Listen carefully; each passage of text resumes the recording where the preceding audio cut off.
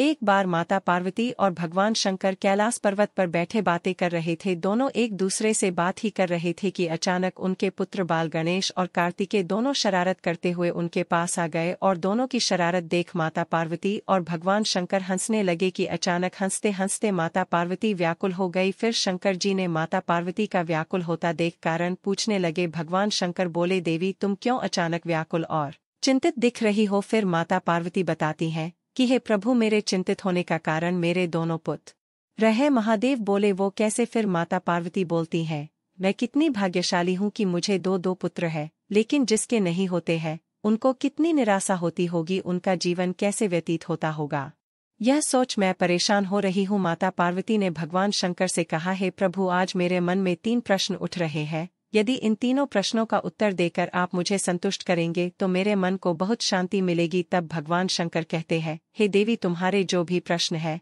तुम निसंकोच होकर पूछो, मैं तुम्हारी शंका का निवारण अवश्य ही करूंगा। तब माता पार्वती कहती हैं, हे प्रभु, वह कौन सी स्त्री होती है जिसके भाग्य में संतान सुख नहीं होता है? दूसरा प्रश्न है कि वह कौन सी स्त्री समय से पहले विधवा होती है? और मेरा तीसरा प्रश्न है कि कौन सा श्रृंगार करने से स्त्री को स्वर्ग में स्थान प्राप्त होता है? तब भगवान शंकर कहते हैं, हे देवी, तुमने उचित ही प्रश्न किए हैं। तुम्हारे ये तीनों प्रश्न अत्यंत महत्वपूर्ण हैं। इन प्रश्नों का उत्तर संसार कल्याण के लिए है। जो भी मनुष्य इसे ध्यान से सुनता है उसे इस पृथ्वी लोक पर संपूर्ण सुख की प्राप्त होता है और मृत्यु के बाद मेरे लोक की प्राप्ति होती है। भगवान शंकर देवी पार्वती से कहते हैं, हे आज मैं तुम्हें एक अत्यंत पवित्र कथा सुनाता हूँ। इस कथा के माध्यम से तुम्हें तुम्हारी सभी प्रश्नों का उत्तर तुम्हें प्राप्त होगा, लेकिन तुम्हें इस कथा को ध्यान से पूरा सुनना होगा। इस कथा को कभी आधा अधूरा नहीं सुनना चाहिए। इस कथा में समस्त संसार का कल्याण छुपा हुआ है। जो इस कथा को ध्यान से पूरा सुनेगा मैं उसके 32 अपराध क्षमा करता हूँ। तब माता पार्वती कहने लगी, प्रभु, मैं आपको वचन देती हूँ कि इस कथा को मैं पूरे मन और लगन से पूरा सुनूंगी। आप कृपा कथा को आरंभ करें। तो मित्रों, आप सभी से एक विनती है कि आप इस कथा को पूरा जरूर सुने। इसे आधा अधूरा सुनना पाप माना जाता है। कथा सुनने से पहले कमेंट में हर हर महादेव लिखे, साथ ही वीडियो को लाइक करना ना भूले। तो चलिए आरंभ करते हैं। भगवान शंकर कहते हैं, हे देवी, एक समय की बात है। मध्य देश में एक छोटा सा नगर था। उस नगर में एक सेठ रहता था। उस सेठ के 2 पुत्र थे और सेठ के दोनों बेटों का विवाह भी हो चुका था। सेठ के घर में किसी चीज की कोई कमी नहीं थी, किंतु सेठ की पत्नी का स्वभाव अत्यंत दुष्ट था। सेठ की पत्नी और सेठ की बड़े बेटे की पत्नी दोनों का ही स्वभाव दुष्ट था। सेठ की पत्नी अपनी बड़ी बहू का तो अत्यंत लाड़ प्यार करती थी, किंतु छोटे बेटे की पत्नी के साथ बुरा व्यवहार करती थी। घर की सबसे छोटी बहू अर्थात छोटे बेटे की पत्नी अच्छे स्वभाव की, ईश्वर पर श्रद्धा रखने वाली पतिव्रता नारी थी। वह अकेले ही घर का सारा काम किया करती थी और गृह कार्य में दक्ष थी। इतना अच्छा स्वभाव होने के बावजूद भी उसकी सास उसके साथ बुरा व्यवहार करती थी, उसका हमेशा अपमान करती थी। इसके पीछे का कारण बस इतना था कि बड़ी बहू को एक पुत्र था और छोटी बहू एक पुत्री को जन्म दिया था। पुत्री को जन्म देने के कारण सेठ की पत्नी छोटी बहू को बार बार ताना मारा करती थी, लेकिन वह बेचारी कर भी क्या सकती थी। जो भाग्य में लिखा होता है उसके साथ वही होता है। भगवान शंकर कहते हैं, हे देवी, अब मैं तुम्हें छोटी बहू की कहानी सुनाता हूँ। इससे तुम्हें पहले प्रश्न का उत्तर प्राप्त हो जाएगा कि कौन सी स्त्री को पुत्र प्राप्ति नहीं होती है। हे देवी, सेठ की जो पत्नी थी वह पहले से ही दुष्ट और कुटिल स्वभाव की थी। उससे उसकी सास भी परेशान थी। सेठ की पत्नी अपनी छोटी बहू को सबसे ज्यादा दुख देती थी।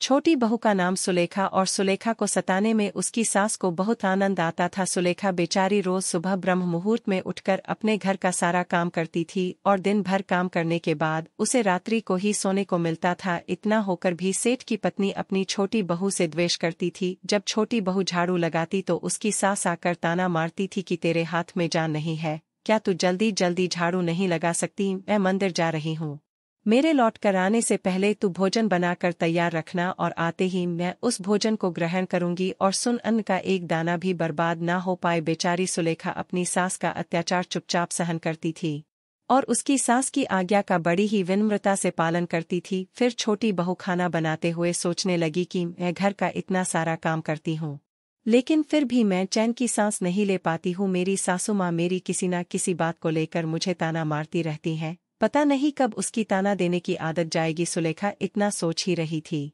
कि तभी घर के दरवाजे पर घटघटाने की आवाज सुनाई दी। छोटी बहू ने सोचा, अभी तो भोजन तैयार भी नहीं हुआ है, लगता है मेरी सासू माँ आज जल्दी लौट आई है, अब वह फिर से ताना मारेगी। तब सुलेखा ने दरवाजा खोला, तब उसने देखा कि द्वार पर एक सन्यासी खड़ा हुआ है।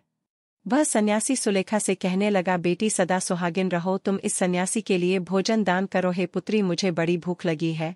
तब सुलेखा ने सोचा, अगर मैं इस सन्यासी को भोजन करा दूं और इतने में मेरी सास आ गई तो मेरी खैर नहीं। कुछ देर तक विचार करने के बाद सुलेखा ने सोचा, यदि सासू माँ के डर से इस सन्यासी को भोजन नहीं खिलाऊंगी तो मुझे महापाप लगेगा, मेरा सारा पुण्य नष्ट हो जाएगा। इतना सोचकर सुलेखा ने सन्यासी को घर के अंदर बुला लिया। उस सन्यासी को भोजन कराने लगी। इतने में ही उसकी सास घर पर आ पहुंची और उस सन्यासी को घर के अंदर भोजन करते हुए देखकर उसे बहुत गुस्सा आ गया। वह चिल्लाते हुए सुलेखा से कहने लगी, यह पर किसी प्रकार का भंडारा या दावत नहीं चल रही है, जो तो राह चलते भिखमंगों को घर में बिठाकर खिला रही हो। सुलेखा ने अपनी सास से बड़ी विनती की, लेकिन सुलेखा की सास ने बहू की एक नहीं सुनी और उसकी सास ने उस सन्यासी को घर से बाहर निकाल दिया और उसके भोजन को उठाकर कचरे में फेंक दिया। उसके बाद वह सास सुलेखा पर गुस्सा करने लगी, अरे दुष्ट औरत, मैंने तुझे कहा था कि अन्न का एक दाना भी बर्बाद नहीं होना चाहिए, लेकिन तूने क्या किया, उस भिखमंगे को इतना सारा भोजन दे दिया।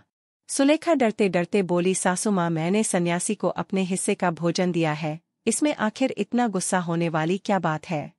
द्वार पर आए सन्यासी को कभी खाली हाथ नहीं भेजते हैं, ऐसा शास्त्र कहता है। फिर सुलेखा की सास ने उसे बहुत डांटा। दोनों के बीच बहुत देर तक बहस हुई और सुलेखा की दुष्ट सास ने गुस्से में आकर सुलेखा को धक्के मारकर घर से बाहर निकाल दिया और घर का दरवाजा बंद कर दिया। सुलेखा देर तक घर के मुख्य द्वार के सामने खड़ी रही और बाहर से अपने सास को आवाज देने लगी। सुलेखा की सास ने एक नहीं सुनी और उसे घर के अंदर आने नहीं दिया। फिर सुलेखा दुखी और उदास होकर अपने मायके के लिए निकल गई। मायके जाने के रास्ते में बहुत बड़ा जंगल पड़ता था। सुलेखा भूखी प्यासी रहकर उस जंगल के रास्ते पर से चलने लगी। तभी उसी समय अचानक से जोर जोर से बादल गरजने लगे और मूसलाधार बरसात होने लगी। बारिश से बचने के लिए सुलेखा एक वृक्ष के नीचे जाकर खड़ी हो गई। वह पर सुलेखा ने देखा कि पेड़ के नीचे में एक क्वार्टर बना हुआ है। फिर वह बिना देरी किए हुए जल्दी जल्दी से उस क्वार्टर में घुस गई। क्वार्टर में जाने के बाद सुलेखा ने देखा कि अंदर कोई साधु महात्मा बैठे हैं। वह सन्यासी कोई और नहीं बल्कि भगवान शंकर ही साधु का रूप धारण करके बैठे हुए थे। जब उस साधु ने उस सुलेखा को देखा तो बोले, हे पुत्री, तुम इस घने जंगल में अकेले क्या कर रही हो, रोना बंद करो।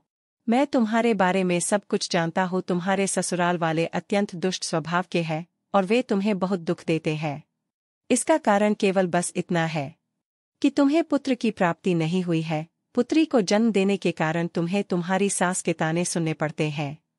हे पुत्री, तुम चिंता मत करो, मैं तुम्हें एक पर्ची देता हूँ। इस पर जो उपाय लिखा है उसे तुम पूरे मन से करो, फिर तुम्हें एक गुणवान पुत्र की प्राप्ति होगी। फिर सुलेखा ने वह पर्ची ली और वह साधु वहां से अचानक गायब हो गए। यह चमत्कार देखकर सुलेखा बहुत प्रसन्न हुई और जब बारिश रुकी तो सुलेखा का पति उसे ढूंढते हुए उस स्थान पर पहुंच गया। सुलेखा ने अपने पति को सारी हकीकत बता दी और फिर दोनों ने ही घर वापस न जाकर उसी जंगल में रहने का निर्णय लिया।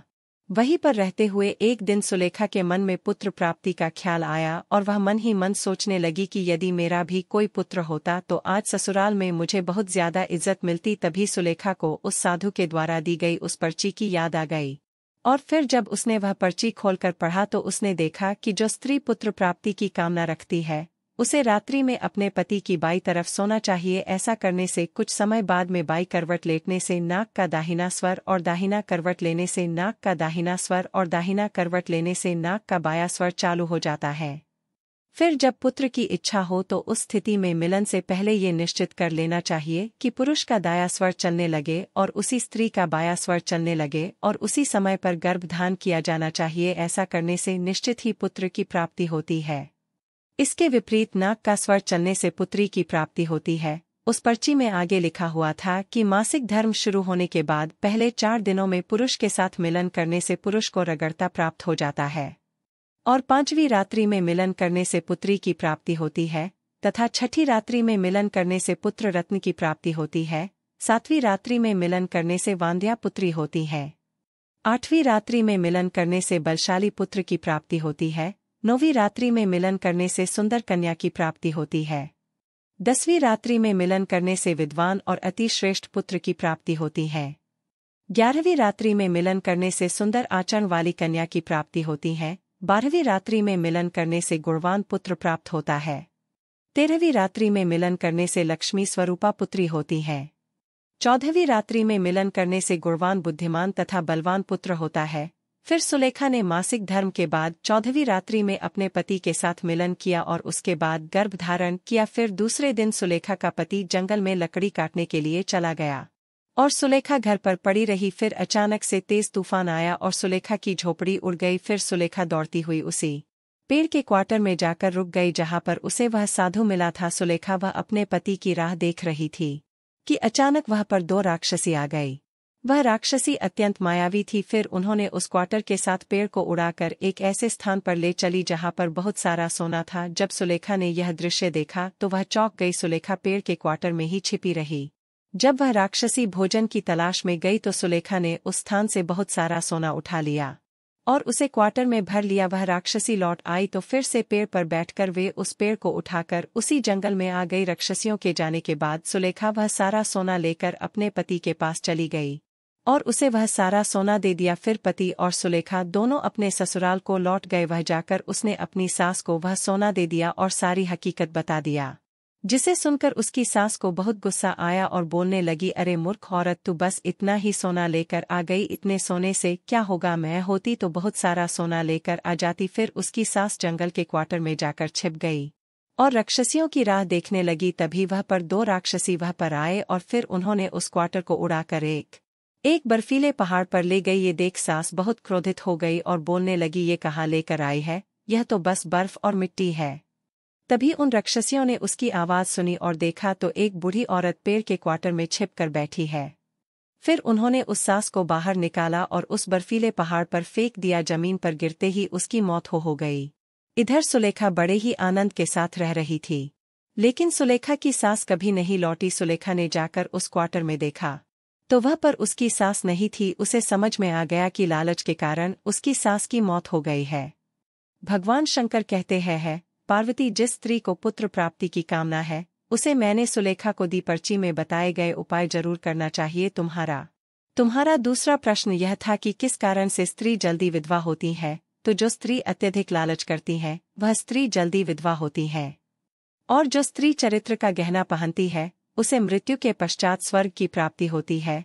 एक स्त्री को अपने चरित्र का त्याग कभी नहीं करना चाहिए। तो मित्रों, इस प्रकार भगवान शंकर ने माता पार्वती को कथा के माध्यम से बताया कि वह कौन सी स्त्री है जो जल्दी विधवा हो जाती है। हम उम्मीद करते हैं कि वीडियो आपको जरूर पसंद आए होगी और वीडियो में अंत तक बने रहने के लिए आप सभी का धन्यवाद।